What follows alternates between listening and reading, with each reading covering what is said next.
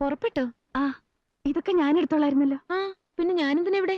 മുഴുവനും കഴിക്കണം കേട്ടോ. ഒരു പേരിന് എന്തെങ്കിലും വേണമെന്നുള്ള എനിക്ക്. അതൊന്നും പറ്റില്ല ഇവിടെ. ശൈലജയുടെ അച്ഛനമ്മ എന്നോടല്ലേ ചോദിക്കാ? ഈ സാരി ശൈലജയ്ക്ക് നല്ല ചേർച്ച. ഓ, ഇത് എത്ര പവനുണ്ട് ശൈലജ? ഒരു 3 പവൻ കാണും. നന്നായിരിക്കുന്നു.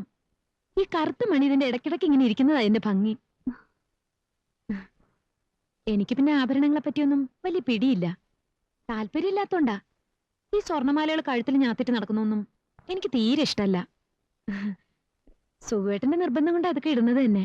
എന്റെ ആഭരണങ്ങളൊക്കെ പെട്ടിയിൽ വെച്ച് പൂട്ടിയിരിക്കുക. എനിക്കും ആഭരണങ്ങളിൽ വലിയ കമ്പൊന്നുമില്ല. വരട്ടെ ചേച്ചി, വൈകിട്ട് കാണാം. നിന്നെ കാത്തുനിന്ന് ഞാൻ വൈകി. പ്രകാശ് ഏജൻസിക്കാര് ചരക്കിറക്കാൻ വരുന്ന ദിവസാ. വന്നിട്ട് പോയാവോ? ആരാ പറഞ്ഞു എന്നെ കാത്തു നിൽക്കാൻ? ഓഹോ, അപ്പൊ അങ്ങനെയായോ? കല്യാണം കഴിഞ്ഞിട്ട് ആദ്യമായിട്ട് ബാങ്കിൽ പോകും